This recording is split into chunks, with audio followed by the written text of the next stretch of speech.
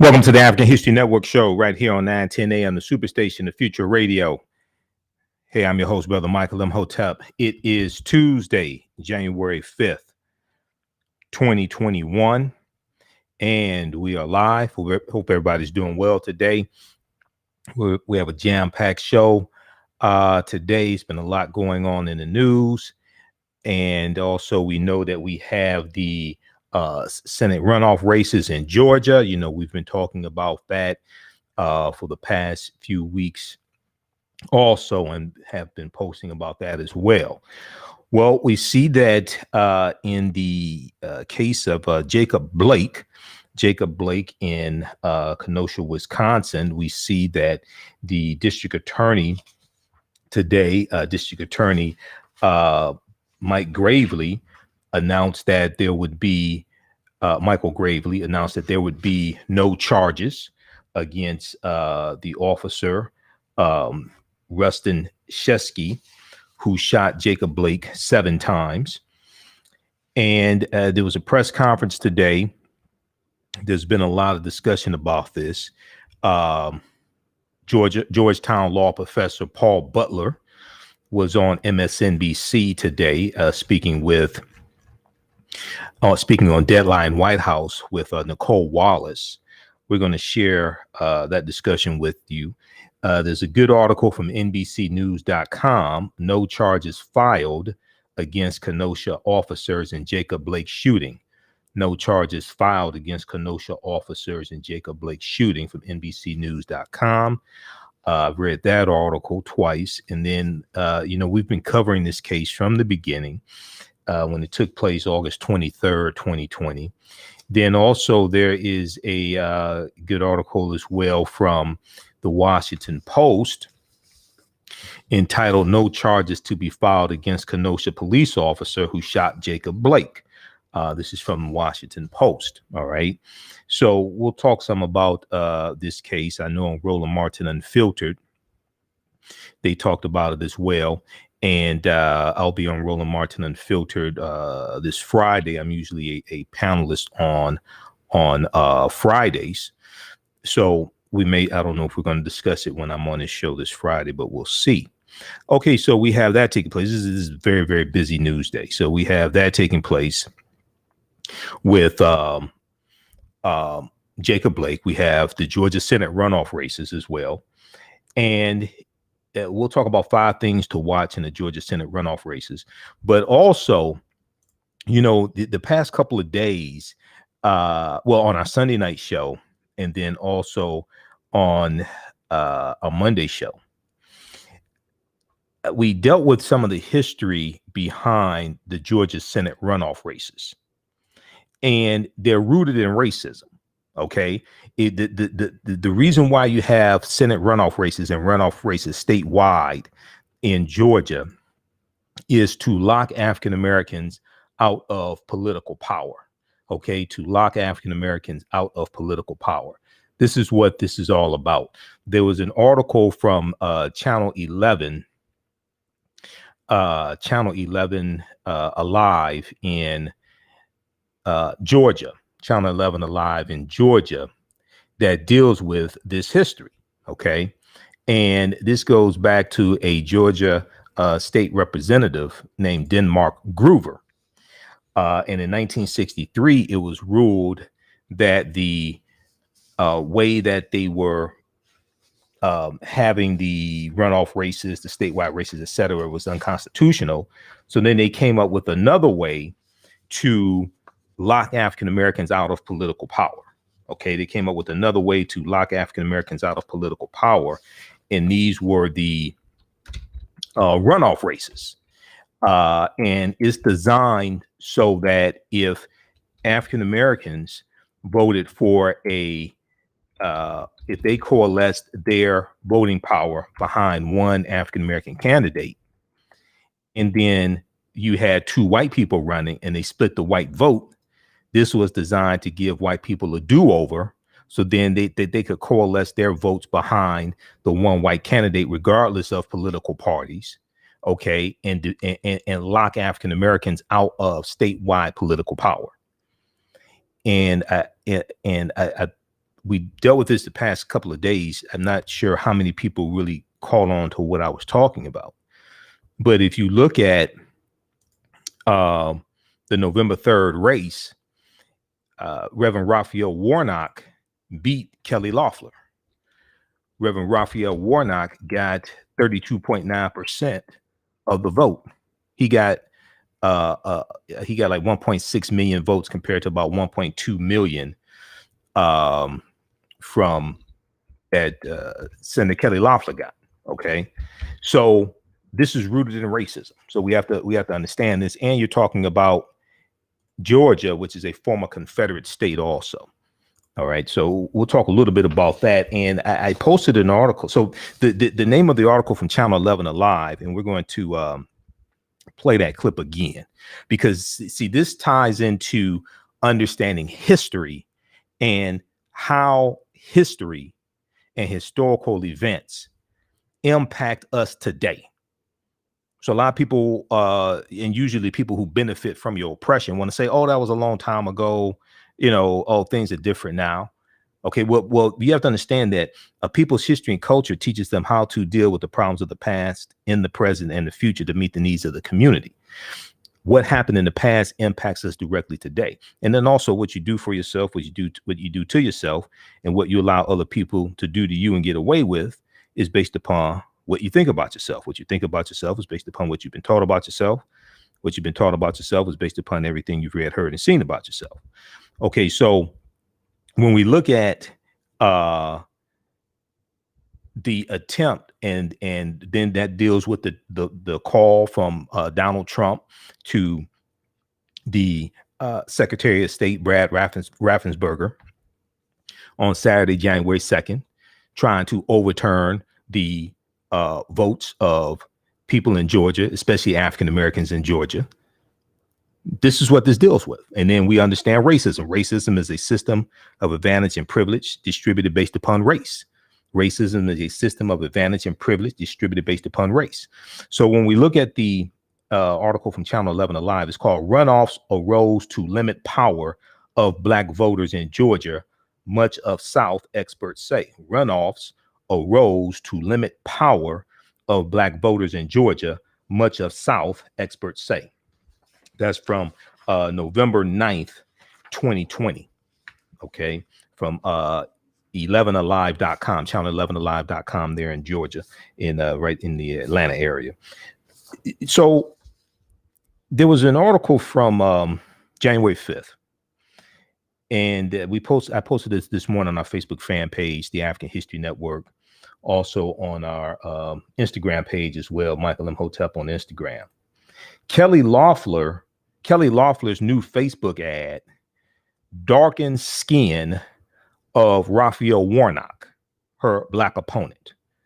Kelly Loeffler's new Facebook ad darkens skin of Raphael Warnock, her Black opponent. The campaign spent 10 times as much boosting the ad as it did on another ad the same day that used untouched clips. And this deals with this ad that ran on Facebook from Senator Kelly Loeffler, okay, who actually her term has expired January 3rd, because Sunday, January 3rd, 2021, the 117th Congress was sworn in. So her term is technically expired. But this dealt with this Facebook ad where Raphael Warnock's skin was darkened, and people suspect this is done to make him look more sinister and scare white people away.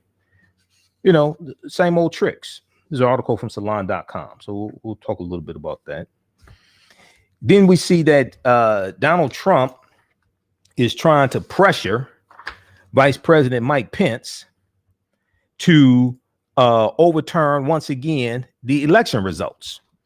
And Pence is telling them, look, I don't have the authority to do that, because Pence presides over the vice president, presides over January 6th, the confirming by Congress of the votes that were confirmed that the Electoral College voted on. New York Times has this piece. Trump says Pence can overturn his loss in Congress. That's not how it works. This is Donald Trump is probably like the dumbest person I've seen in political office. He has no understanding of the U.S. Constitution. Trump says Pence can overturn his loss in Congress. That's not how it works. And Pence is telling him, I can't do that. The vice president plays a crucial but largely ceremonial role in formalizing the election results in Congress. This is a piece by Mike Schmidt for New York Times. The vice president doesn't have the authority to overturn the election results from the Electoral College and the will of the people. His role is ceremonial. Somebody made the analogy. It's like at the Academy Awards, at the Oscars, the person reading who won the Oscar category doesn't have the authority to say, oh, Purple Rain won. Oh, Tyler Perry won. They don't have that authority to change who won. It's already voted on. It's already decided. This is just perfunctory. It's ceremonial.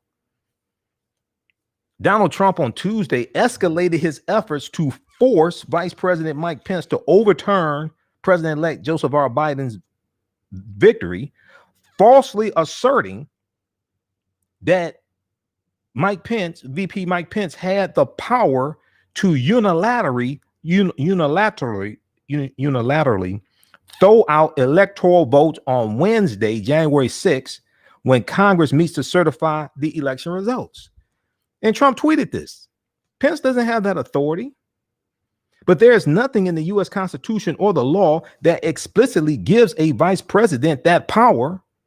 An age close to Vice President Mike Pence, who concede that he is facing a politically perilous moment, are convinced he will follow the normal procedures and confirm Vice President Joe Biden's election. Because Pence is going to follow the Constitution. Pence is going to follow the Constitution. Trump's trying to stay out of prison. Trump is, and there'll probably be charges at the state level in Georgia for that little phone call he made on January 2nd.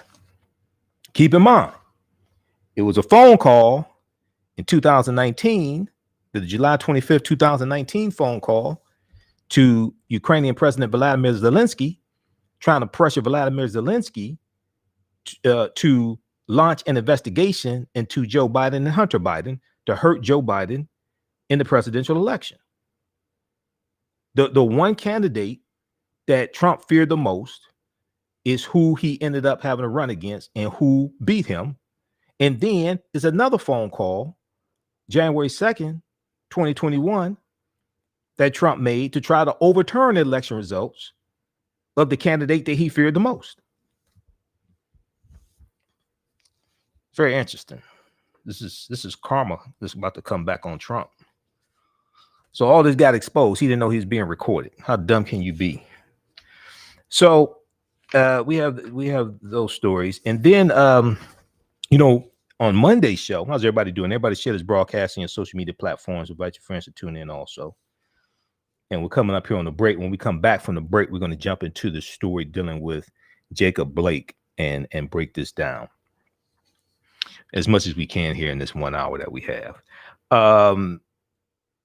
We see TMZ is reporting that Dr. Dre is in Los Angeles in the ICU after suffering a brain aneurysm. And then the BlackAmericaWeb.com, well, TMZ first reported the story. BlackAmericaWeb.com picked up the story also, as well as Huffington Post, Black Voices. Los Angeles Times has a story here. Dr. Dre admitted to Cedars-Sinai Medical Center after signs of possible brain aneurysm. Dr. Dre was undergoing medical treatment. Dr. Dre was undergoing medical treatment Tuesday after being admitted to Cedars-Sinai Medical Center with a possible brain aneurysm. Two sources familiar with his condition said the legendary rap artist and producer turned music mogul was considered to be in stable condition at the Los Angeles hospital after undergoing testing, according to one of the sources who asked not to be named because the person was not authorized to discuss the medical matter. Now we know Dr. Dre is 55 years old. His real name is Andre Young. Rose to fame with NWA from the streets of Compton and went on to become a top producer and co-founder of Beats Electronics, a venture that turned him into a billionaire. After TMZ revealed that Dr. Dre was hospitalized, NWA co-founder Ice Cube tweeted, "Send your love and prayers. Send your love and prayers." Has Ice Cube talked about Trump trying to overturn the election results and disenfranchise African American voters? When has Ice Cube talked about this at all? I'm just curious. Speaking of disenfranchising African American voters, the NAACP Legal Defense Fund responds to Trump's last-ditch attempt to disenfranchise Black Georgia voters. Now, we on the Monday night show, we talked about the statements from Derek Johnson. We talked about the statements from Derek Johnson, CEO of the NAACP, dealing with Donald Trump's phone call. ABCnews.com has a good article dealing with this that we talked about on Monday's show. NAACP calls on Georgia District Attorney to investigate Trump call. Trump asked the Georgia official to find 11,780 votes to overturn results. And NAACP president and CEO Derek Johnson has made statements on that, and he's calling on the Fulton County District Attorney to investigate Donald Trump's little weekend call to Secretary of State Brad Raffensperger. Now, the NAACP Legal Defense Fund is weighing in on this as well. So we'll discuss this on the other side of the break, and we'll talk about the Jacob Blake case as well. And then also we see that for the January 6th, we see for the January 6th congressional vote, we see that the National Guard is mobilizing in Washington, D.C. as well, ahead of anti-Trump, ahead of pro-Trump protesters. Listen to the African History Network show right here on 910 AM Superstation and Future Radio. I'm Michael Imhotep. We'll be back in a few minutes. All right, stand by, everybody. We got a busy show tonight. How's everybody doing? Everybody share this broadcast on your social media platforms. Invite your friends to tune in as well. The Georgia runoff race is very close.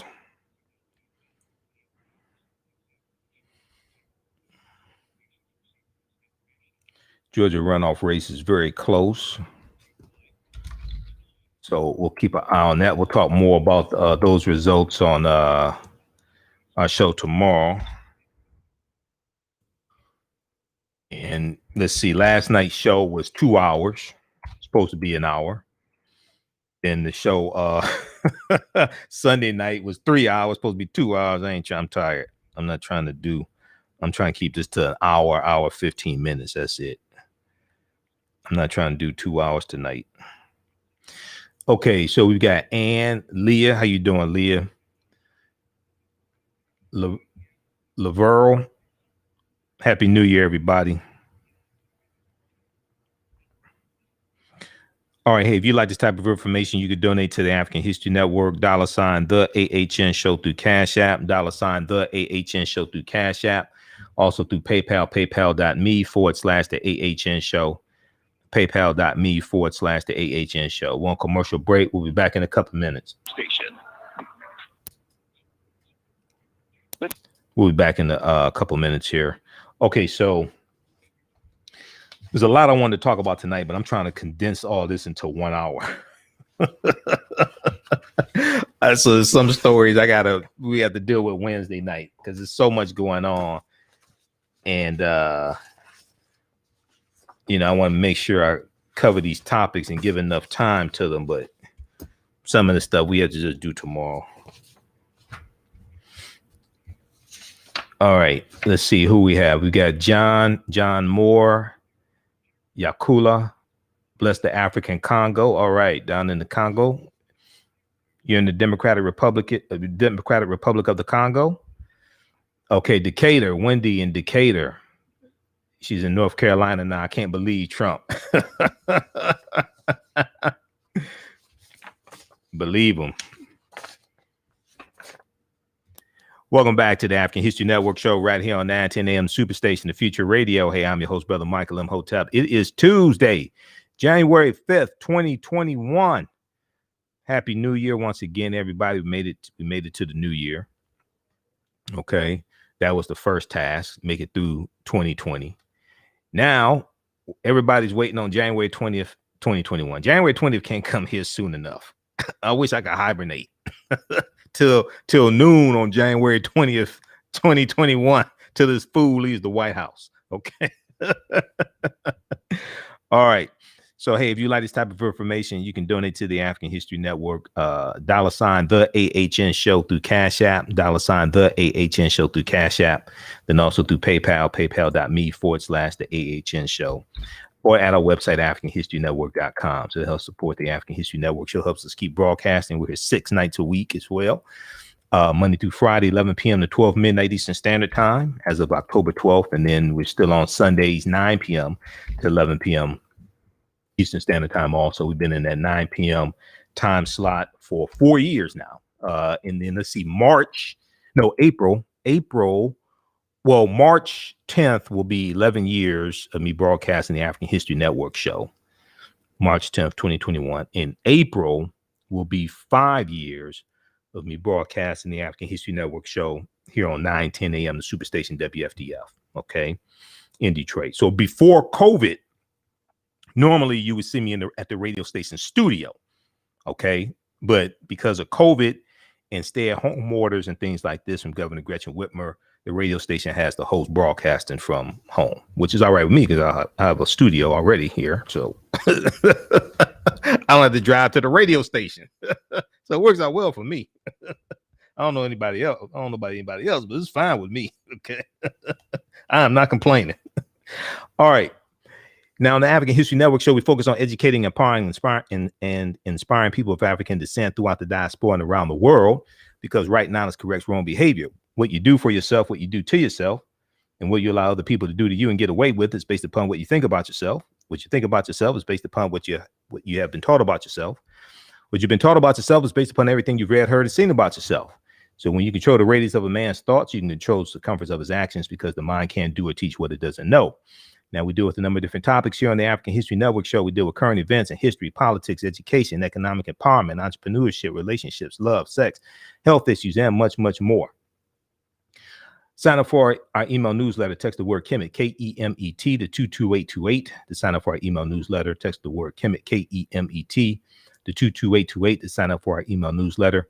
Also visit our website, AfricanHistoryNetwork.com, AfricanHistoryNetwork.com. All right, so let's look at this first story here. No charges filed against Kenosha officers in Jacob Blake's shooting. Even before announcing his findings, the Kenosha County District Attorney pleaded for peace. Okay, now I didn't expect charges to be filed. One is Wisconsin. Two is a white district attorney. Three, when I heard him pleading for peace, ahead, and National Guard was already mobilized, things like this, I already knew they weren't going to charge these officers with anything. Okay. But it's a good article from NBCnews.com. No charges filed against Kenosha officers in Jacob Blake's shooting. So the police officers involved in the shooting of Jacob Blake, which touched off days of civil unrest this past summer in Wisconsin, will not face any criminal charges, authorities said Tuesday.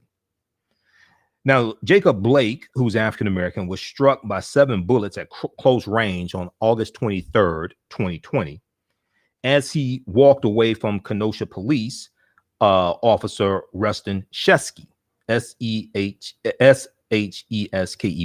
Rustin Sheskey, who had answered a domestic disturbance call. Now, Kenosha County District Attorney Michael Gravely told reporters that Officer Rustin Sheskey and other officers would have had a strong case for self-defense. He said, quote, "If you don't believe you can prove a case beyond a reasonable doubt, you have an ethical obligation not to issue charges," end quote. He said at a press conference on Tuesday, January 5th. Now, I watched some of that press conference and I heard his explanations, things like this. Now, there's some there are some things that make the case a little complicated. But to me, he sounded more like a defense attorney for the police officers as opposed to a district attorney. I mean, to me, I may be biased because I've studied numerous dozens of police shooting cases, things like this. I've been reporting on this for years. But to me, I saw the press conference. He sounded more like a defense attorney for the police officers. Now, Jacob Blake's family attorney, Benjamin Crump, said that Kenosha County District Attorney Michael Gravely wrongfully denied the community its chance to try the facts at trial. Benjamin Crump said, quote, "We are immensely disappointed in Kenosha District Attorney Michael Gravely's decision not to charge the officers involved in this horrific shooting." Benjamin Crump said in a statement, quote, "We feel this decision failed not only Jacob and his family, but the community that protested and demanded justice." Now, even before his findings, Kenosha District Attorney Michael Gravely pleaded for peace. Quote, can moments of tragedy like this be an opportunity to build things, he said. The shooting left Jacob Blake paralyzed below the waist, according to his family. Now, police responded to a call of a domestic incident near 2840th Street on early Sunday evening in late August 23rd, 2020, officials said. Kenosha police officers are not equipped with body cameras. Okay, Kenosha police officers are not equipped with body cameras. Not sure why. Maybe it's a budget thing, but they need body cameras. But a bystander captured the confrontation that appeared to show Jacob Blake walking away and about to get into the driver's side of his SUV when Officer Rustin Shesky opened fire. Now, we know there was a tussle before we saw him walk into his car. Okay, so it's a continuation of something we understand that is true. We know that tasers were used previously. They didn't work. That is true. But, you know, the other thing, I've seen footage of white men with knives, you know, wielding knives against police, and they didn't get shot. I'm just, you know, to me, the force was excessive to be shot 7 times. And as the district attorney said, he was shot 3 times in the side and 4 times in the back. To me, that just seems excessive. You know. So Kenosha police are not equipped with cameras. And we'll go to the phone lines in just a minute here. 313-778-7600 is the calling number if you have a question or comment. 313-778-7600 is the calling number if you have a question or comment. So the officers did not have body cameras. A bystander captured the confrontation that appeared to show Blake walking away and about to get into the driver's side of his SUV when Officer Shesky opened fire. And he's grabbing his shirt. He's walking away. Okay. According to a bystander who was recording, Rayshawn White, the bystander who shot the video, he said he heard police saying, "Drop the knife." Okay. But he said he never saw Blake armed with any blade. Now, according to the prosecutor, Michael Gravely, he said Blake had a knife. Now, Shesky and his fellow officer, Vincent Arenas, both used tasers on Blake, but could not stop him, authorities said. Jacob Blake was near a knife when he was shot, state prosecutors have said, and a blade was found in the footwell of his vehicle. But Rayshawn White, the bystander who shot the video, said he heard police yelling, "Drop the knife." But he said he never saw Blake armed with any blade. The district attorney said the video did not capture multiple attempts to arrest Blake prior to the shooting. So this was a continuation of an altercation that was going on. Quote, multiple officers tried to grab his arms and try to secure him so he can be cuffed. He admits at one point, quote, officers were trying to handcuff me, but I was able to get up, end quote. This is so Kenosha County District Attorney Michael Gravely is saying that Jacob Blake admitted, quote, officers were trying to handcuff me, but I was able to get up, end quote. Now, District Attorney Gravely said officers had no choice but to arrest Jacob Blake and prevent him from leaving with a car or the children of LaQuisha Booker, who has 3 kids with him. And once police officers learned there's a warrant for Jacob Blake's arrest, his arrest became a paramount priority, the prosecutor said. Now, Prosecutor Gravely said multiple times Tuesday that it was, quote unquote, incontrovertible that Blake had a knife, or indisputable that Blake had a knife in hand when the incident occurred, and that Jacob Blake admitted to getting a knife. Officer Rustin Shesky told investigators that he was unsure whether Jacob Blake was going to kidnap or hurt the children in the car. Quote, Officer Shesky knows that so this is Michael Gravely, Kenosha County District Attorney Michael Gravely. He said, quote, Officer Shesky knows that an armed man with a felony warrant was just forcefully resisted arrest, appears to be about to flee in a disputed vehicle, and there's at least one child in the back.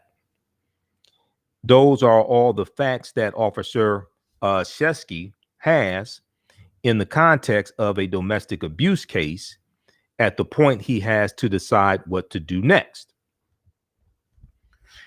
End quote. Now, the district attorney cited an opinion from former Madison Police Chief Noble Ray, W-R-A-Y, Noble Ray, who was hired as an independent consultant for prosecutors. He was hired as an independent consultant for prosecutors, that said it was a reasonable decision to engage in force with Jacob Blake based on the information that Officer Rustin Shesky had at the time. Now, the prosecution would also face difficulty with witness testimony, including from Jacob Blake himself, according to Kenosha County District Attorney Michael Gravely. The district attorney said that while Jacob Blake told investigators he was sure while Jacob Blake told the district attorney said that while Jacob Blake told investigators he was not sure if he opened his knife, and that it would have been, quote unquote, just stupid to pull a knife on a cop. A similar incident from 2010 involving Jacob Blake would likely be used against him in a trial. So that 2010 incident, Jacob Blake exited a vehicle and brandished a 3-inch knife at Cook County Sheriff's officers who were conducting a traffic stop, according to both Kenosha County District Attorney Michael Gravely and a police report given to NBC News by the Cook County Sheriff's Office. A judge later dropped charges against Jacob Blake in the incident. Now, this is back in 2010. This is a 2010 case. A judge later dropped charges against Jacob Blake in the incident. Quote, it in no way would be able to demonstrate to you folks that he acted in conformity. This is 10 years ago, District Attorney Michael Gravely said. He went on to say, quote, but he would be subject to an absolutely devastating cross-examination that a jury would hear about an incident where he did display a knife, And if he denied any of those things, he would be shown the police reports, end quote. Well, that's why you have your attorney prep you for cross-examination. That's the job of your attorney, to prep you for cross-examination. See, once again, when I'm listening to Kenosha County Prosecutor Michael Gravely, and he sounded more like a defense attorney for the police officers. That's something that Jacob Blake's attorneys would prep him for cross-examination. Investigators also had a difficult time obtaining a statement from Booker, who would have been a key witness in any prosecution against Officer Shesky. Prosecutor Michael Gravely said, while it was previously believed that Jacob Blake was shot 7 times,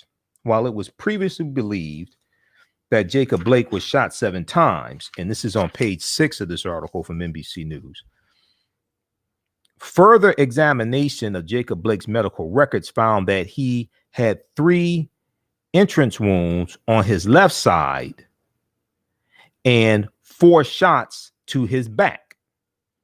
3 entrance wounds to his left side and 4 shots to his back, according to Prosecutor Michael Gravely. So it appears he was shot 7 times, 3 times in the side, 4 times in the back. The district attorney said that while it's, quote, absolutely appropriate, end quote, to ask whether 7 shots is excessive, Officer Shesky said that he continued to fire until the quote unquote threat stopped as part of his training.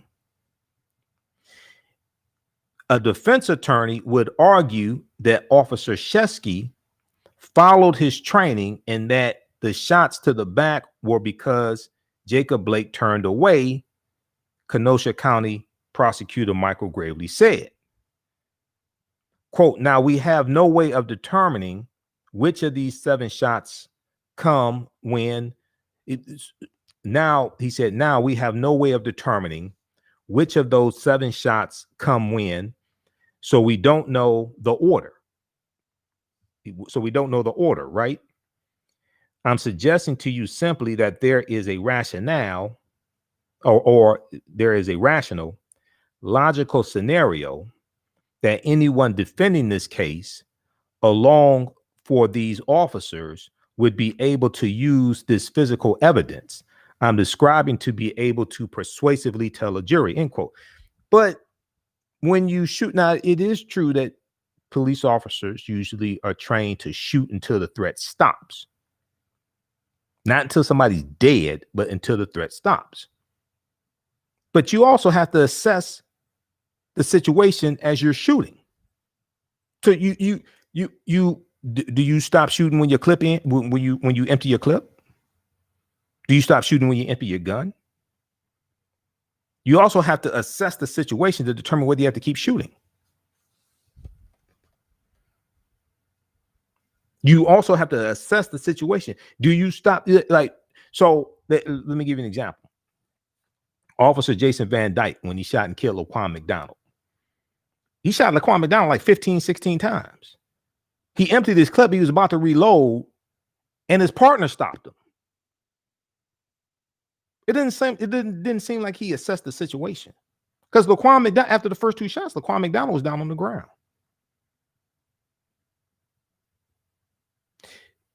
So it is true that officers are trained to shoot until the threat stops.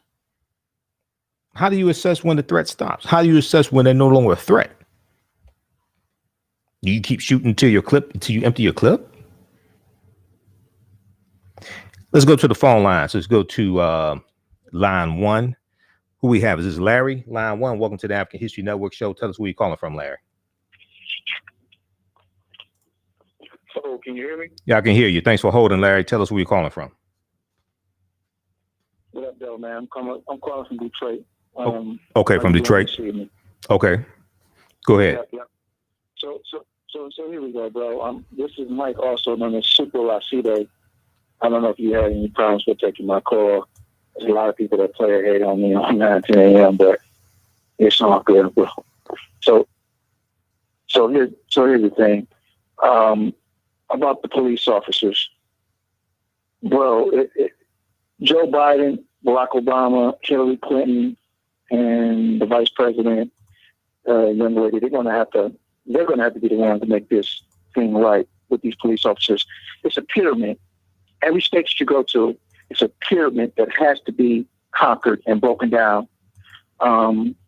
It's not, of course, it's not not just the police officers. It's those executives, those attorney generals, and their cronies, and all of their people in every state.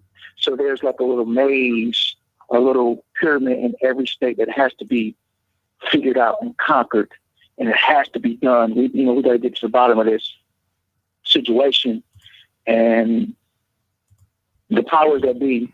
And then it's going to take even more powerful. It's going to take athletes. It's going to take Puff Daddy. It's going to take LeBron James, Magic Johnson, all of them to help out too as well. Okay. We're going to have to do it state by state. Tackle, get to the maze, the pyramid of how these cops are getting away with it. You know what I'm saying? So it's so many people that's in power in each one of these states that have to be figured out. That's at the state legislature level. That's at the state legislature and the government. But all right, thanks for your call. Who we have next, Shakita? Who we have next? Do we have still Larry, or we have Cosmic? Who we have? Whoever's next, just go ahead and put them on. Oh, no callers. Okay. All right.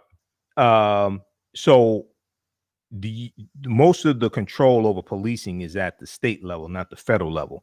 You do need there are changes that need to take place at the federal level. That's and that's what those are some of the things that the George Floyd and Police and Justice Act addresses. That has to pass both the House of Representatives and the U.S. Senate. It passed the House. It then passed the Senate. That's why the Senate races in Georgia are so important, because it died in the Senate. The bill that the Republicans were pushing in the Senate is a much weaker bill. Okay. But the majority of control over policing is at the state level. That's why state legislatures and governors are so important, because you need the governor to sign the bill into law.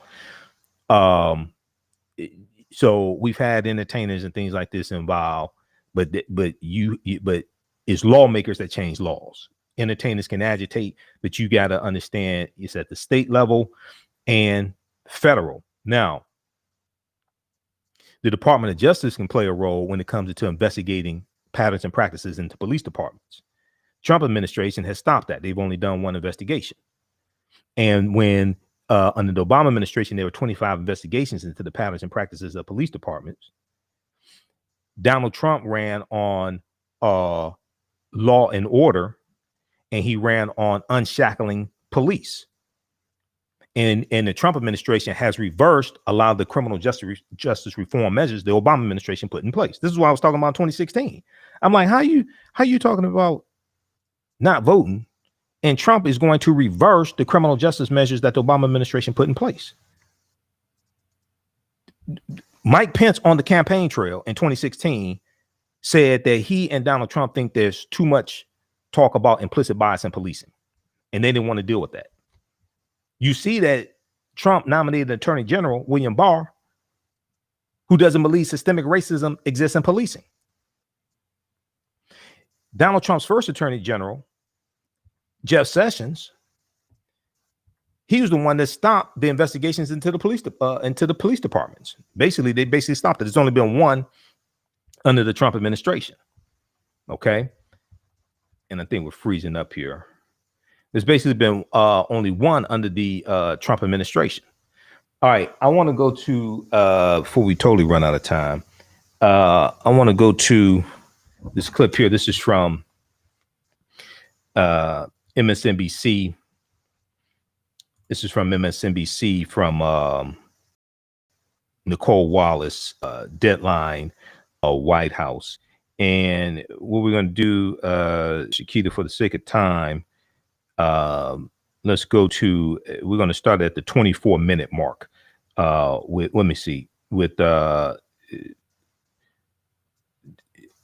We'll start at the 29-minute mark. That's Paul Butler. Georgetown law professor Paul Butler was on Deadline White House today talking about this case and talking about the decision from the prosecutor. Okay. Let's go to this clip. I want to bring into our conversation my colleague, the Reverend Al Sharpton. He's the host of Politics Nation here on MSNBC and the president of the National Action Network. And I know you've been in touch with the Blake family since this happened. Have you talked to them today? Oh, you know what? Hey, Shakita, I'm sorry. Ohio. Go back to the 24-minute mark. Start at the 24-minute mark, and then we'll go to Reverend Al. Start at the 24-minute mark. We'll start there. So Georgetown law professor Paul Butler weighed in on this case, and he's a former federal prosecutor as well. Okay, so it's good to hear a legal opinion as opposed to people just talking on social media have no clue what the hell they're talking about. Let's go to this clip. Being set that a police officer can have a suspect's shirt in his hand and fire 8 shots, and no legal lines have been crossed. Indeed, there is a standard being set, a standard of miscarriage of justice. Once again, another example of African Americans not receiving equal protection of law. Michael Brown, Eric Garner, Breonna Taylor, and now Jacob Blake. Because we have a man shot 7 times in the back while his 3 children are watching. Mr. Blake was unarmed at the time that he was shot. So the district attorney's options range from attempted murder to reckless endangerment to assault. And here we have, once again, no legal consequences. So when you ask whether this sets a standard, criminal prosecutions are expressive. They're designed to deter future misconduct and to demonstrate respect for the humanity and dignity of victims. But when prosecutors fail to bring charges, that's expressive as well. What it means is that in the eyes of the government, what happened to Mr. Blake is not a crime. That someone can be shot in the back 7 times in front of their children while unarmed, and the person who did the shooting suffers no criminal consequences. It seems that when you see the police officer holding Jacob Blake's T-shirt, he has control of Jacob Blake's body when he shoots him 7 times. Can you explain what that could usher in, that someone could literally be holding someone while they shoot them in front of their children? So no cases against police officers are easy, and most do not result in convictions for murder or attempted murder. What was different about this case is that Mr. Jacob was shot in the back. It's harder for the officer to make the case that he reasonably feared for his life, which is the legal standard. We also know that none of the other officers on the scene discharged their weapons, and that supports an inference that this officer may have been trigger happy. And then we have that harrowing videotape. When you watch that tape, you see a black man being hunted down by a police officer with a gun, and you don't see that man posing any threat. You could believe your own eyes. Paul Butler, Gabe only made an oblique reference to it, but obviously Jacob Blake's shooting ushered in extremist violence in the streets. Kyle Rittenhouse, a vigilante who was celebrated by some right-wing hosts, took to the streets and acquired a weapon and strolled past police after fatally shooting other people in a melee, in a protest. What do we know about what impressions people of Kenosha may have from all of these events? Well, the accurate impression from these 2 events is that in Kenosha, Wisconsin, as in too many places around this country, there are 2 different sets of law. One for people of color, and especially African Americans, and another for police officers. And too frequently, police officers are held above the law. They don't have to follow the same rules as everybody else. If there's any encouraging news, it's that President-elect Biden and Vice President-elect Harris, as candidates, met with Mr. Blake's family, and they expressed their outrage. And upon assuming the power of the presidency, they have the opportunity to make a difference. So far, we haven't seen any change despite this national reckoning. American cops kill about 1,000 people every year. They killed about 1,000 people in 2020. The Biden administration can get back in the business of civil rights. It can bring pattern and practice investigations against local police officers. The Obama administration brought 25 different investigations against local police departments. The Trump administration brought one.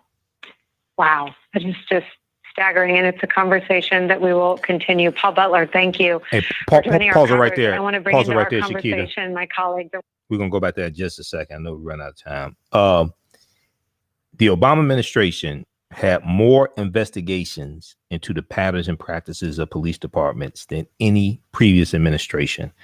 It led to either 14 or 15 consent decrees. The Trump administration has had one investigation, and they've taken a hands-off approach to policing. And this is one of the first things that Jeff Sessions, Donald Trump's first attorney general, did, because Jeff Sessions was totally against police reform and criminal justice reform. And then when Jeff Sessions became attorney general, he tried to back out of the consent decrees that the Department of Justice entered into under the Obama administration, entered into with the Chicago Police Department and the Baltimore Police Department. But a federal judge would not allow the Department of Justice under Jeff Sessions to back out of the agreement. Okay, so you have to understand the difference between the approaches of the two administrations. The Trump and see, when you go back and research the Black Lives Matter law, people think that was Obama that signed it into law. No, that was Trump. That was 2018. Because Trump ran, part of his platform was this war against police. And back in 2016, Trump was saying that, and you had police unions, things like this. They were saying there's a war against police, and they were blaming the Black Lives Matter movement and the Obama administration about a war against police. The Blue Lives Matter law was signed into law in 2018 by Trump. That was not Obama. So you got to research this stuff. Okay, let's go back to this clip quickly. I think we got like 2 minutes left in the show. Here's Reverend Al Sharpton weighing in on it.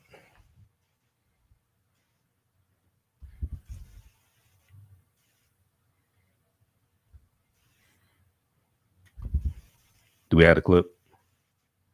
Reverend Al Sharpton. He's the host of Politics Nation here on MSNBC and the president of the National Action Network. And I know you've been in touch with the Blake family since this happened. Have you talked to them today? I literally am landing from Columbus, Ohio, having done a eulogy at another police victim, Andre Hill, and the family attorney, Ben Crump, was with me. I'm literally in the airport just landing back. And he's on his way to Kenosha. I'll probably be going to tomorrow. This is an outrage, even though it's expected. And the local district attorney was not going to do anything, Nicole. I think this puts further energy to the civil rights leaders who met with President-elect Biden and Vice President-elect Harris to have an attorney general who is committed to having proper policing. I said in that meeting, I prefer the black attorney general, but at least have one that has a background in civil rights and in police reform. And this puts further pressure, since they have not announced an attorney general, that they appoint someone that's sensitive to this time. I just preached a funeral 2 hours ago in Columbus, Ohio, where a man shot unarmed several times with a policeman that had 90 complaints against him. Now we get this decision in Kenosha. A man shot on tape 7 times in the back, and the local prosecutor sees no misuse of force. Okay. It is on. All right, pause it right there, Shakita. We're out of time here. So everybody watching us on our Facebook fan page, the African History Network, and our YouTube channel, Michael Imhotep, keep watching. We're going to keep broadcasting. We're out of time here on 910 AM, the Superstation. If you'd like this type of information, donate to the African History Network, $ the AHN Show through Cash App and paypal.me/the AHN Show through PayPal, or at our website, AfricanHistoryNetwork.com. Right now, it's correct wrong behavior is not over till we win. Wakanda forever. Stay tuned for Pastor Greg Davis. We'll talk to you tomorrow night. Peace. All right, stand by, everybody. Let me disconnect this call here. All right, we're going to go back to the rest of that clip here. Let me pull that up. This is from Deadline White House. You can listen to the podcast of the show, the full podcast of the show, because they only have a clip of the interview. But if you go to msnbc.com, search for Deadline White House. Well, it's actually right up at the top where they have the names of the different shows. Deadline White House. This is from the January 5th, 2021 edition of Deadline White House. And when that page comes up for Deadline White House, you can just click on, I think it says audio or podcast, one of them. And you can listen to the actual podcast of the show. Okay. And you don't have to have cable to do that either. All right, let me go back to we're at 29 minutes.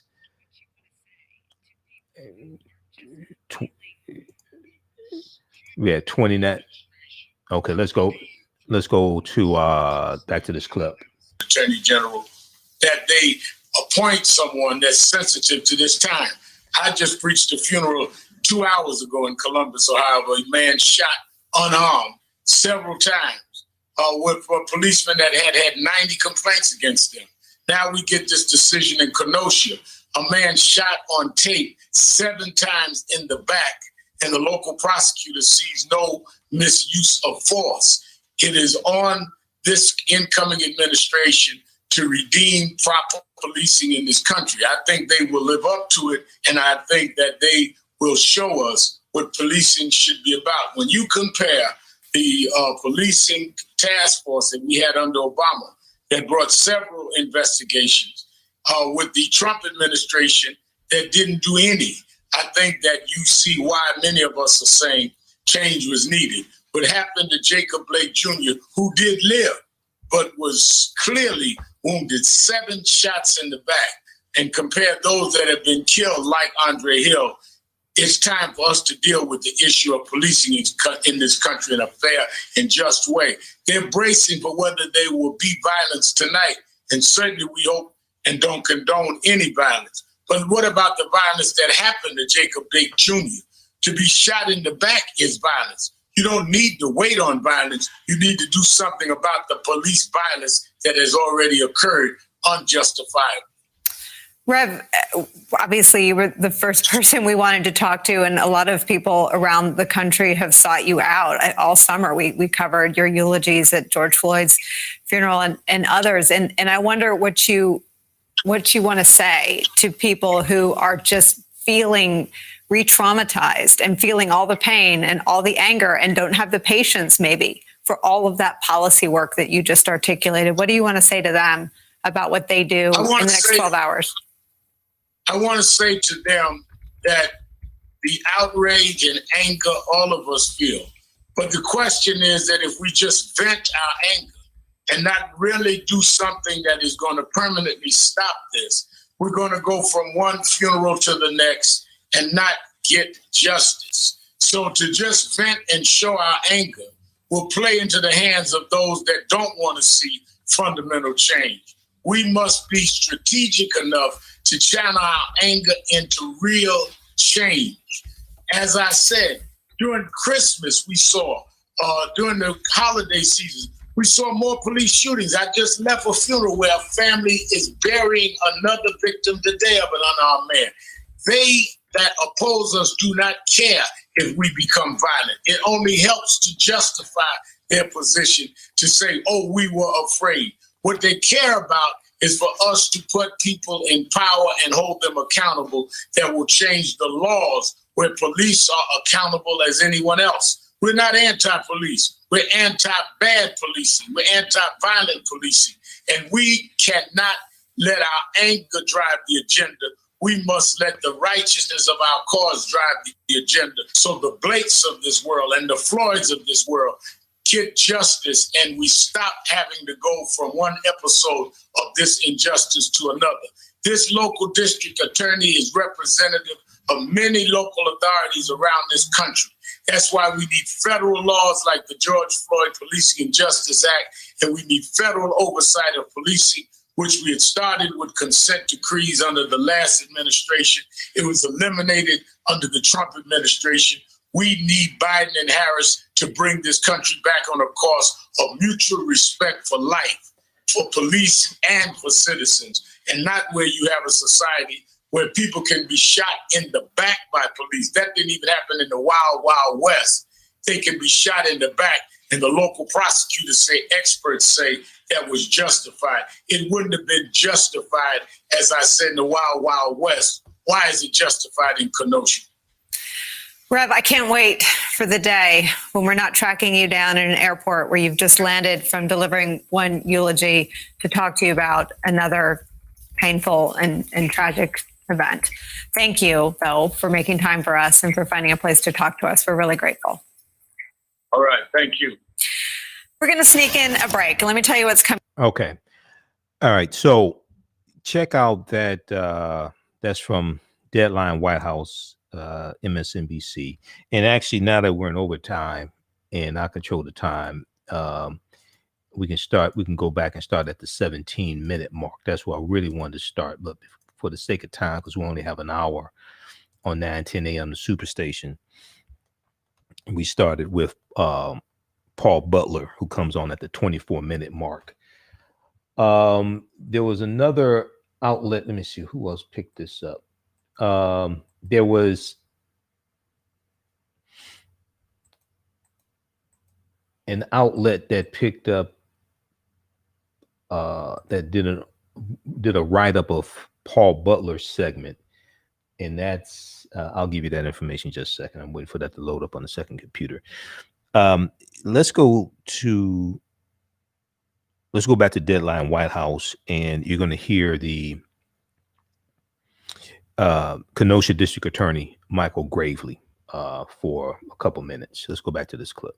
And we ask all of you to stand by. News has just broken that Kenosha County, Wisconsin's district attorney has announced no charges will be filed against any of the police officers, anyone involved in the shooting of Jacob Blake, an unarmed black man shot 7 times by officers last August. It's a shooting that left him paralyzed from the waist down. Let's listen into that news conference underway. Will be identified in a final slide here, and they'll both be available at 5 o'clock today. In addition, Noble Ray, the independent use of force expert, has drafted a report with all of his findings. That also will be available at that time. So now I intend to talk about what steps were taken specifically by the DA's office to prepare for this investigation, and then finally what our conclusions are about the law and the evidence in this case. As soon as I saw the video and shared the same emotional reactions that I think so many people in the public did at my first viewing of the circumstances of the video that certainly went viral immediately, I knew at that time that we needed to do the most independent charging decision and investigative process that could possibly be done. And at the very first moment I learned that, I called on the U.S. Attorney's Office to do a parallel civil rights investigation that would be a separate investigation and conclusion and findings from our own. Now, the U.S. Attorney's Office has civil rights specialists who prosecute and make charging decisions about officers and any misconduct. So they have specialists who do that. They work out of their Washington, D.C. office.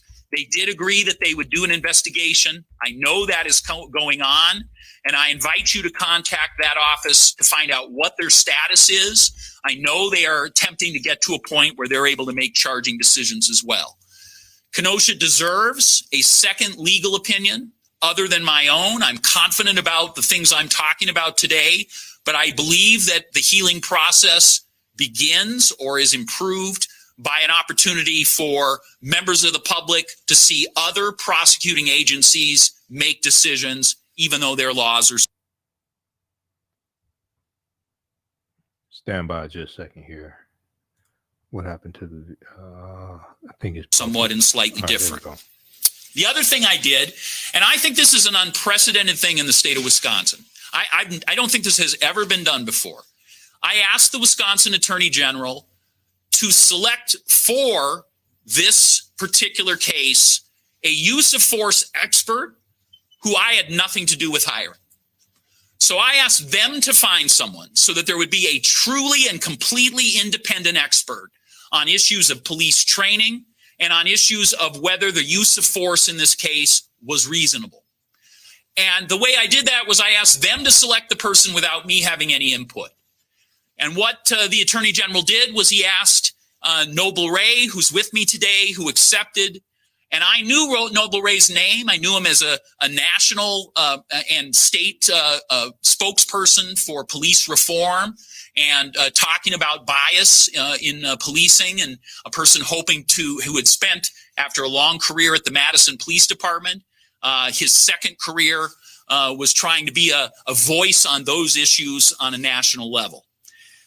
When I first had my contact with Noble Ray, had never spoken to him in my life, had never met him in person in my life until after the selection was made. My first conversation with him was about how I wanted in no way to influence the decision he came to about the matters that mattered in this case. And I told him, no matter what you conclude, we're going to publish that. That will be an independently formed opinion. I won't have any influence, and you will be allowed to put anything you want in there, and I will invite you to offer any opinions. We just want to tell all of you what you're listening to. That's the Kenosha, Wisconsin District Attorney. He has told us that it will take him 1 hour to explain the decision, but we will underscore what the decision is. The decision is that no charges will be brought against the police officer or any of the police officers involved in the shooting of Jacob Blake. He was an unarmed Black man who was shot. The shooting resulted in him becoming paralyzed, and it took place as he stood at the front door of his vehicle with his children in the back seat. For more on what is happening today, I want to bring in my colleague, NBC News correspondent Gabe Gutierrez, who's live in Kenosha, Wisconsin for us. Gabe? Let me just pause right here. It don't take an hour to explain all that. I'm serious. It's going to take you an hour to explain why you're not going to bring charges. It didn't take an hour to explain all that. And I watched the press conference, a lot of it, and Kenosha County Prosecutor Michael Gravely sounded more like a defense attorney for the police officers than a prosecutor. Kenosha County District Attorney Michael Gravely. He sounded more like a defense attorney for the police officers. But let's go back to Deadline White House. Also, African-American business owners, post name your business here on the thread of the broadcast. And email us at customerservice@AfricanHistoryNetwork.com. We'll let you know how you can advertise with the African History Network. Okay, let's go back to this clip here. Hey there, Nicole. Well, I want to paint the picture of where we are right now. Right behind me, you can see a police cruiser as well as several members of the Wisconsin National Guard. As you mentioned earlier, the governor has mobilized several hundred members, 500 troops from the Wisconsin National Guard as this city has been preparing for unrest over the last several days. But I want to get to what you just heard from the local district attorney.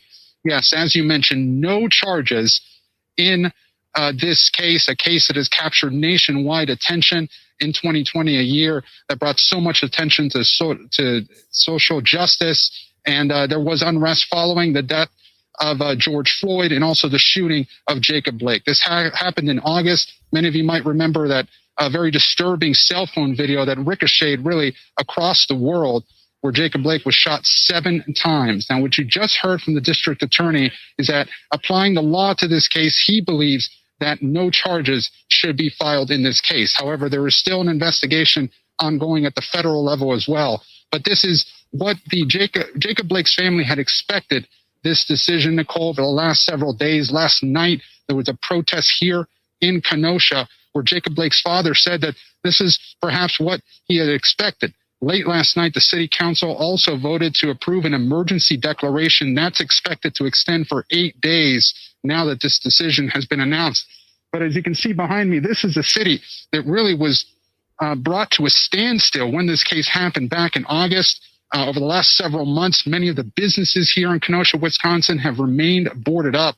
And as you can see behind me, there is a great concern here of whether anger might boil over once again in this community. But again, Nicole, the breaking news, the district attorney here announcing his long-awaited decision that no charges will be brought against any of the officers here in this case. The one who fired the shots, his attorney had previously said that he believed that Jacob Blake had a weapon on him, and that is why he fired those shots. But again, the district attorney now saying there's not enough evidence to convict any of those officers. Nicole? Gabe Gutierrez live for us in Kenosha, Wisconsin. Thank you, my friend, for your reporting. Please jump back on if anything develops. Joining our conversation, MSNBC legal analyst and Georgetown Law School professor Paul Butler. Paul, listening to Gabe speak, a few questions come to my mind. Is there a standard being set that a police officer can have a suspect's shirt in his hand and fire 8 shots and no legal lines have been crossed? Indeed, there is a standard being set, a standard of miscarriage of justice. Once again, another example of African Americans not receiving equal protection of law. Michael Brown, Eric Garner, Breonna Taylor, and now Jacob Blake. Nicole, we have a man shot 7 times in the back while his 3 children are watching. Mr. Blake was unarmed at the time that he was shot. So the district attorney's options range from attempted murder to reckless endangerment to assault. And here we have, once again, no legal consequences. So when you ask whether this sets a standard, criminal prosecutions are expressive. They're designed to deter future misconduct and to demonstrate respect for the humanity and dignity of victims. But when prosecutors fail to bring charges, that's expressive as well. What it means is that in the eyes of the government, what happened to Mr. Blake is not a crime. That someone can be shot in the back 7 times in front of their children while unarmed, and the person who did the shooting suffers no criminal consequences. It seems that when you see the police officer holding Jacob Blake's T-shirt, he has control of Jacob Blake's body when he shoots him 7 times. Can you explain what that could usher in, that someone could literally be holding someone while they shoot them in front of their children? So no cases against police officers are easy, and most do not result in convictions for murder or attempted murder. What was different about this case is that Mr. Jacob was shot in the back. It's harder for the officer to make the case that he reasonably feared for his life, which is the legal standard. We also know that none of the other officers on the scene discharged their weapons. That supports an inference that this officer may have been trigger happy. And then we have that harrowing videotape. When you watch that tape, you see a black man being hunted down by a police officer with a gun, and you don't see that man posing any threat, you can believe your own eyes.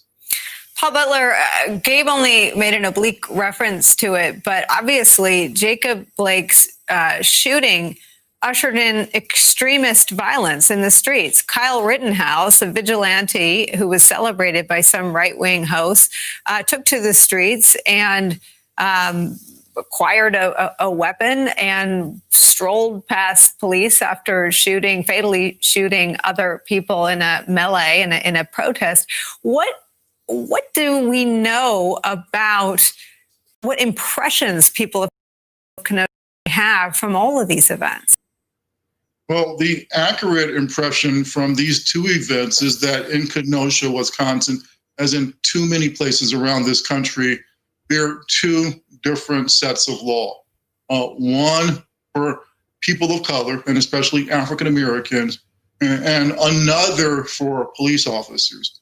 And 2, frequently, police officers are held above the law. They don't have to follow the same rules as everybody else. If there's any encouraging news, it's that President-elect Biden and Vice President-elect Harris, as candidates, met with Mr. Blake's family, and they expressed their outrage. And upon assuming the power of the presidency, they have the opportunity to make a difference. So far, we haven't seen any change despite this national reckoning. American cops kill about 1,000 people every year. They killed about 1,000 people in 2020. The Biden administration can get back in the business of civil rights. It can bring pattern and practice investigations against local police officers. The Obama administration brought 25 different investigations against local police departments. The Trump administration brought one. Wow, that is just staggering, and it's a conversation that we will continue. Paul Butler, thank you. Okay, so that was Georgetown law professor Paul Butler, who's actually an attorney and a former federal prosecutor. Okay, that's from January 5th, 2021 on Deadline White House with Nicole Wallace discussing this case. Now, very quickly here. So according to the prosecutor, Michael Gravely, Jacob Blake was not unarmed. Jacob Blake had a knife, according to the prosecutor, Michael Gravely. Now, keep in mind, there were no body cameras because Kenosha police officers don't have body cameras. If we go back to the reporting here from NBC News, and we'll post the link here to this article, you can read it in its entirety. It said that Blake had a knife. So on page 4 of the article, Gravely said multiple times Tuesday it was incontrovertible that Blake had a knife, or indisputable that Blake had a knife in hand when the incident occurred, and that Blake admitted to getting a knife. Officer Shesky told investigators that he was unsure whether Blake was going to kidnap or hurt the children in the car. Okay. At another point, he said that Jacob Blake said that he could not remember if he had opened the knife or not. But still, it's a knife against a gun. And you had other officers on the scene. Still, it's a knife against a gun. I know the 21-foot rule. 21-foot rule is that it takes the average person, I think, is 1.5 seconds to advance 21 feet to you. So it's something they teach you the 21-foot rule when you're dealing with law enforcement, when you're dealing with people who go through gun training, things like this. It takes the average person about a second and a half, if I remember correctly, for the average person to move 21 feet. So if you're dealing with somebody with a knife, you have to keep that in mind. But still, you're dealing with multiple officers, and you're dealing with a knife against a gun. So it doesn't mean the knife is not deadly, but it's like, come on, let's be reasonable here. All right. So we're going to come back to this in just a second. African-American business owners, post the name of your business here in the thread of the broadcast. We'll let you know how you can advertise with the African History Network.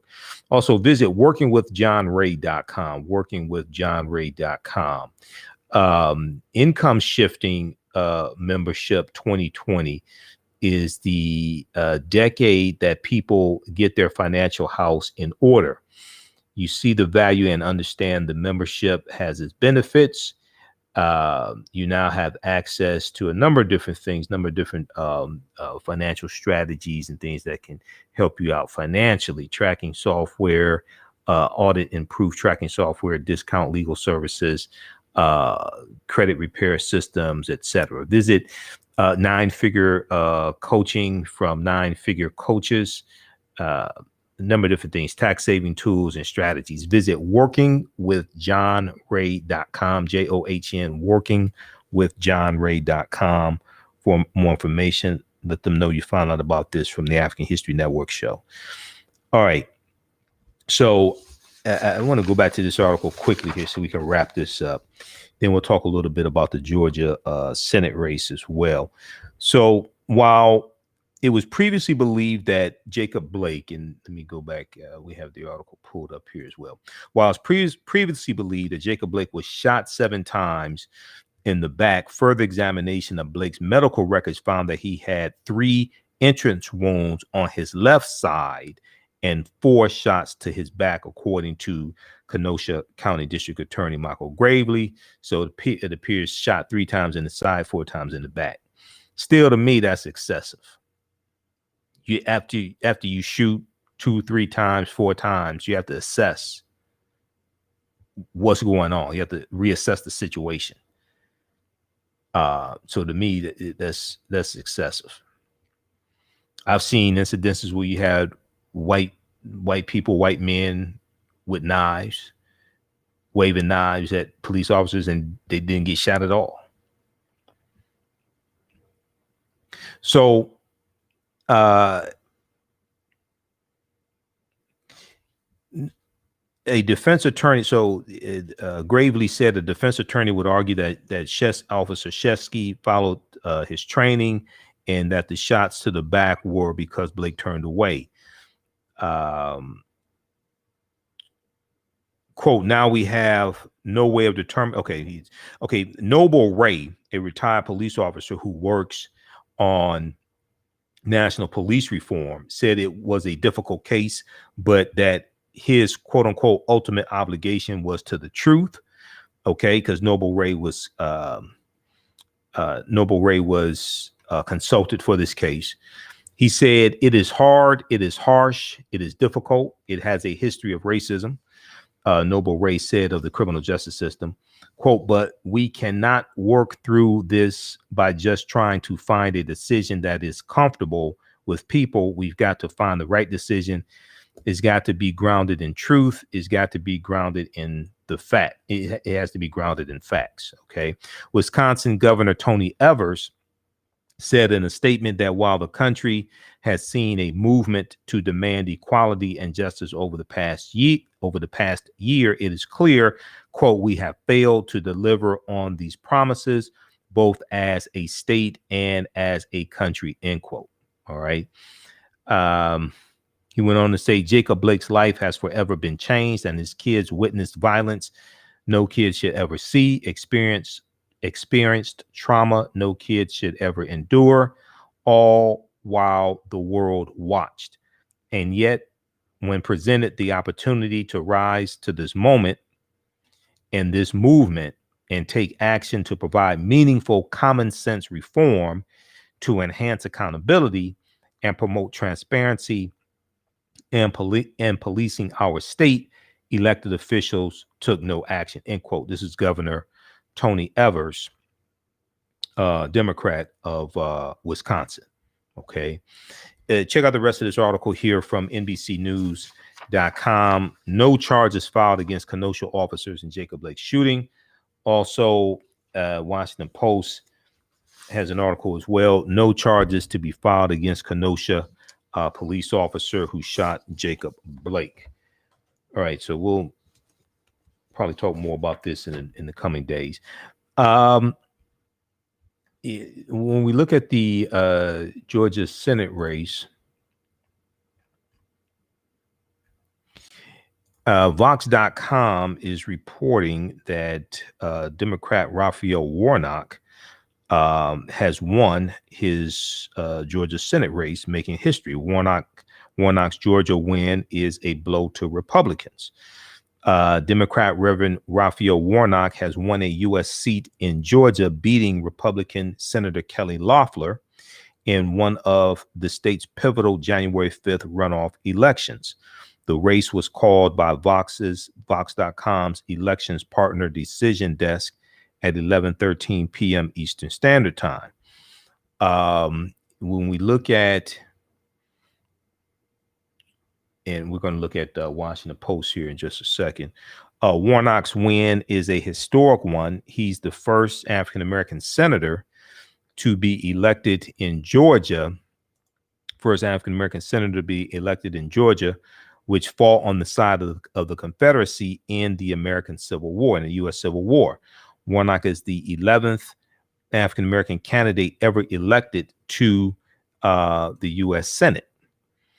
And he will be one of just 3 African-American senators in the current Congress, along with Senators Cory Booker, Democrat of New Jersey, and Senator Tim Scott, who is not a member of the Congressional Black Caucus, by the way. He's a Republican, Republican Tim Scott. Now, quote, Georgia is, all right, and how's everybody doing here? Quote, Georgia is the home state of Reverend Raphael Warnock. I'm sorry, Georgia is the home state of Dr. Martin Luther King Jr. Reverend Raphael Warnock told Vox.com, Vox News, in an interview this fall. Quote, it has long been the tip of the spear for change in America. And I think that through the movement that we're building, it once again will be a central focus for that change. Warnock's win signifies a potential sea change in Georgia politics. It comes a few months after Joe Biden became the first Democratic presidential candidate to win Georgia since 1992. House Democrats also flipped their only GOP-held district in 2020 in Georgia's 7th congressional district in Atlanta's suburbs. The other Senate runoff race between Republican Senator David Perdue and Democrat John Ossoff has not been called yet. So we'll see what happens with that one. Now, if we look at the reporting from the Washington Post, candidates are locked. Okay, so in Tuesday's runoff, 4.4 million votes were cast, exceeding the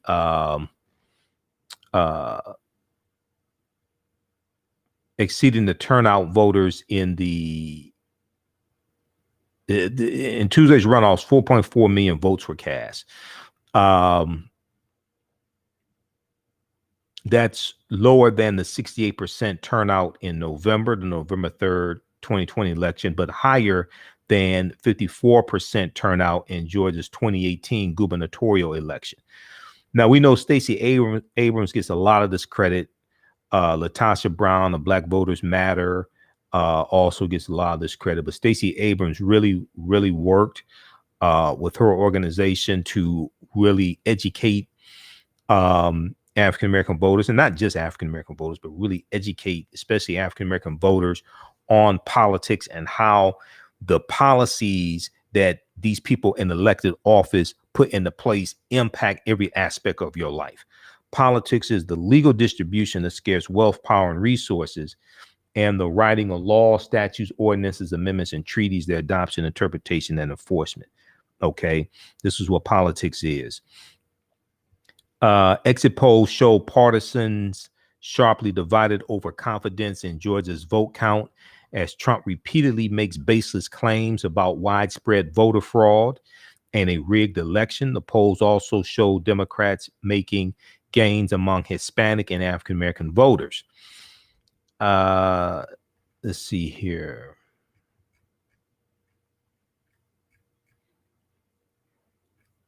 If we go back to the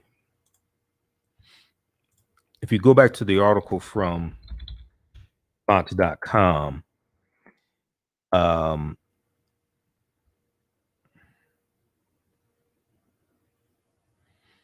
it talks about the ground game that they had. We knocked on our 2 millionth door yesterday. We've made 5 million phone calls, 3 million text messages to Georgia voters. Nsé Ufé, CEO of the voting rights group New Georgia Project, told Vox, quote, so they knocked on their 2 millionth door yesterday. They made, that would have been Monday, okay, knocked on their 2 millionth door. made 5 million phone calls and 3 million text messages. Okay, the voting rights group New Georgia Project. She went on to say, quote, "We were all surprised with the results of the November election, and I maintain Georgia is a battleground state," end quote. Now, what does Reverend Raphael Warnock's win mean for Senate control and Biden's agenda? President-elect Joe Biden won the presidency on November 3rd, even though Donald Trump doesn't want to admit it. He doesn't want to really just come out and tell the truth. But he does not have much chance to deliver on the bold agenda he's proposed without buy-in from Congress. There are some things he could do with executive orders, but executive orders have limitations. There are changes he can make in the Department of Justice, changes, but also it's important to note his cabinet has to be approved by the Senate. His cabinet has to be approved by the Senate. Mitch McConnell has said that he will support moderate candidates, moderate nominations for the Senate, but not the radical nominations or the more left nominations. Biden is entering office facing multiple crises. The COVID-19 pandemic is worsening in the U.S., even as vaccines start to be delivered across the country, and millions of people are still out of work due to coronavirus-related layoffs. After months of partisan gridlock, Congress managed to pass a $900 billion economic relief package before the new year. Biden has said he wants more economic stimulus, but whether a future package can pass will largely be determined by which party controls the U.S. Senate. Democrats will have to contend with Senate Republicans no matter what. Democrats will have to contend with Senate Republicans no matter what.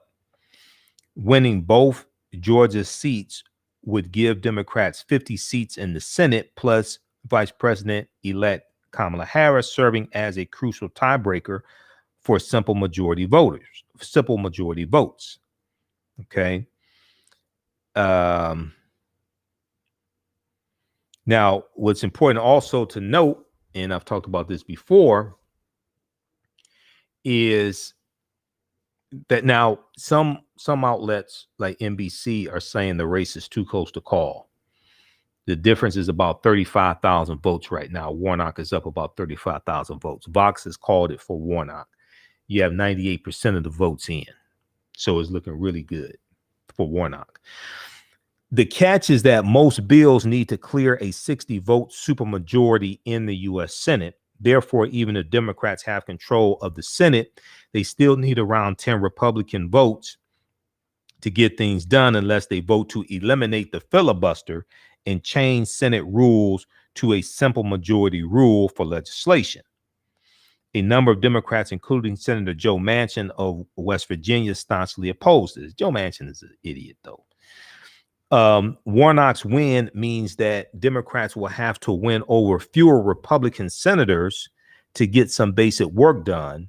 They now have one more reliable vote on routine but important Senate functions like confirming Biden's cabinet or judicial nominees. They now have one more reliable vote on routine but important Senate functions like confirming Biden's cabinet or judicial nominations, confirming his Secretary of Education, Secretary of Transportation, Attorney General. That's crucial. Federal bench nominations, because Donald Trump has gotten something like 225 federal judges confirmed, federal bench nominations, U.S. Supreme Court nominations. All that goes through the Senate, not the House of Representatives. This is one of the reasons why the U.S. Senate is so crucial. Okay, so check out that article from Vox.com. Democrat Raphael Warnock just won Georgia's Senate special election runoff and made history. Okay.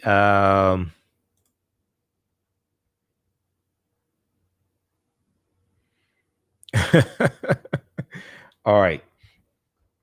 So, hey, if you all like this type of information, also you can donate to the African History Network, $ the AHN Show through Cash App, $ the AHN Show through Cash App.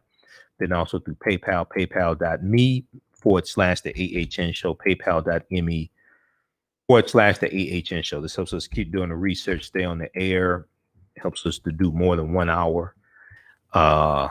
Also going overtime, and we're here 6 nights a week instead of 1 night. For 4 years, we were doing Sundays, 9 p.m. to 11 p.m. Eastern Standard Time on 9:10 a.m. the Superstation WFDF here in Detroit. We're still on Sundays, and as of October 12th, we're on Monday through Fridays, 11 p.m. to 12 midnight. So that helps us keep doing this. Also, all of my DVD lectures are at our website, AfricanHistoryNetwork.com, AfricanHistoryNetwork.com. And we have we have a lot of my lectures in bundle packs. We have the Africans who were here before Columbus. The Africans who were here before Columbus. It's an 8 DVD bundle pack. It includes double lectures I've done with Dr. David Imhotep, who wrote the book, The First Americans Were Africans, Documented Evidence. The First Americans Were Africans, Documented Evidence. And a double lecture also did with Professor Kaba Hiawatha Kamene, Professor Kaba Kamene, who's in the Hidden Colors documentaries, who dealt with the African presence in the Mississippi Valley and the Americas, etc. So check that out, the Africans who were here before Columbus. I want to go to this next story here quickly. Oh, also at the beginning of the show, we talked about Dr. Dre, who's in the ICU, Los Angeles Times. So the story is broken by TMZ. LA Times also has an article here that I think is updated. Dr. Dre admitted to Cedars-Sinai Medical Center after signs of a possible brain aneurysm. Dr. Dre was undergoing medical treatment Tuesday after being admitted to Cedars-Sinai Medical Center with a possible brain aneurysm. Two sources familiar with his condition said the legendary rap artist and producer turned music mogul was considered to be in stable condition at the Los Angeles hospital after undergoing testing, according to one of the sources, who asked not to be named because the person was not authorized to discuss the medical matter. Now, Dr. Dre, according to a source, had been in the intensive care unit at one point. On Tuesday evening, he released a statement on his Instagram account, which read in part, quote, "I'm doing great and getting excellent care from my medical team. I will be out of the hospital and back home soon.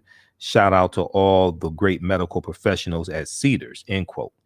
The medical emergency comes amid an escalating divorce battle with his longtime spouse, Nicole Young, who is seeking $2 million a month in spousal support and $5 million in lawyer fees. Sounds like she need to go get a job.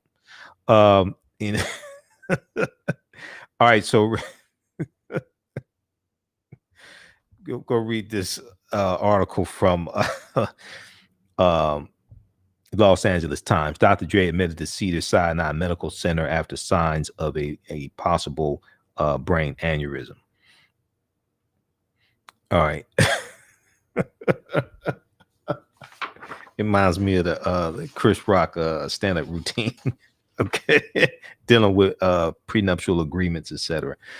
NAACP Legal Defense Fund responds to Trump's last-ditch attempt to disenfranchise Black voters.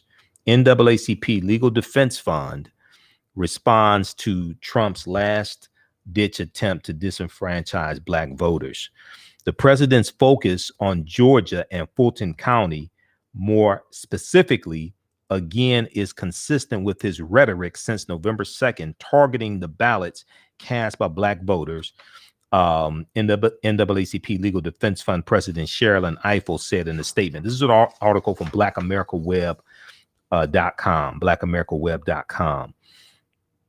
In response to the NAACP Legal Defense Fund, NAACP Legal Defense Fund has expressed a similar sentiment regarding Trump's insidious effort to disenfranchise Black voters in the state of Georgia many of whom galvanized their efforts to help Joe Biden win and flip the state blue for the first Democratic voting majority since the 1992 presidential election. So Sherilyn Ifill tweeted a statement from the Legal Defense Fund's Twitter account, January 4th, 2021. President Trump's last-ditch attempt to pressure the Georgia Secretary of State to overturn the unequivocal results of the presidential election places our democracy squarely at a crossroads.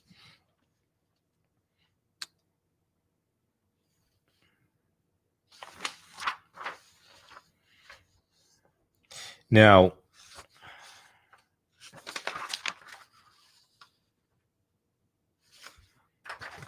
all right. So after losing in the Electoral College, voted December 14th, and having lost scores of legal challenges, is about 60 court cases now, Donald Trump is now resorting to direct pressure in his attempt to remain in office and upend the will of the people, especially African-American voters. Okay, especially African-American voters. As his own administration has made clear, this was the most secure election in American history, with no evidence of widespread voter fraud. The NAACP Legal Defense Fund stands with Black Georgia voters and filed a suit in December regarding Trump's mass attempts at disenfranchisement. Quote, the president's focus on Georgia and Fulton County. Fulton County is the county, 90% of, so Atlanta is the state capital of Georgia. 90% of Atlanta is in Fulton County. All right. The quote, the president's focus on Georgia and Fulton County, more specifically, again, is consistent with his rhetoric since November 2nd, targeting the ballots cast by Black voters. His campaign's post-election legal maneuverings have repeatedly targeted communities with large percentages of Black voters: Atlanta, Detroit, where I am, Milwaukee, and Philadelphia. And we are seeing much of the same rhetoric again in advance of this. We're seeing much of the same rhetoric again in advance of. We're seeing much of the same rhetoric again in advance of this week's critical U.S. Senate runoff election.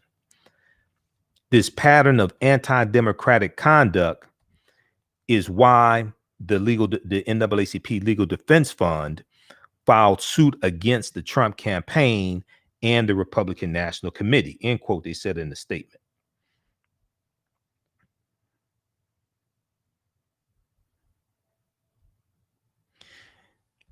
Now, according to the New York Times, Trump has attempted to contact Georgia Secretary of State Brad Raffensperger's switchboard 19 times since Election Day, 18 times before that January 2nd, 2021 call that lasted an hour and 2 minutes and was recorded. All right. Prior to that, he had tried to contact Brad Raffensperger's switchboard 18 times. Okay. And we know Trump said, quote, I just want to find 11,780 votes, which is one more than we have, end quote, Trump said during the conversation, according to a recording first obtained by the Washington Post. Now, Donald Trump lost the state of Georgia he actually lost Georgia by 11,779 votes. Critics of Trump's tactics are now urging the Fulton County District Attorney to investigate in what has been hailed as a clear violation of state and federal laws. However, the fight may be long and arduous. Secretary of State Brad Raffensperger voiced he would be in support of the district attorneys involved.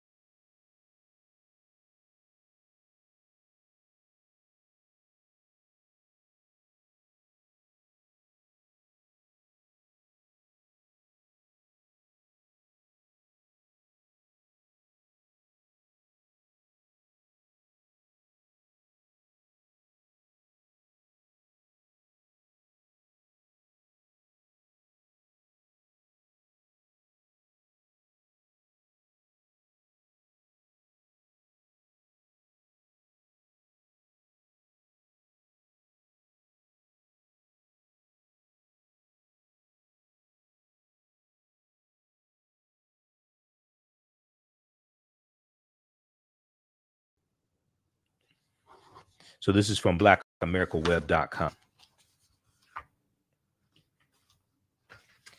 All right, look, this is going to do it for us here. Follow us on our Facebook fan page, The African History Network. The African History Network. Follow us on our YouTube channel, Michael Imhotep, IMHOTEP. And also, if you like this type of information, you can donate to the African History Network, $ the AHN Show through Cash App, $ the AHN Show through Cash App, and also through PayPal, paypal.me/the AHN Show, and at our website, AfricanHistoryNetwork.com, AfricanHistoryNetwork.com. Okay. So remember, at the African History Network, we focus on educating, empowering, and inspiring people of African descent throughout the diaspora and around the world, because right now it's correct wrong behavior. It's not over till we win. Wakanda forever. And we'll talk to you tomorrow night. Peace.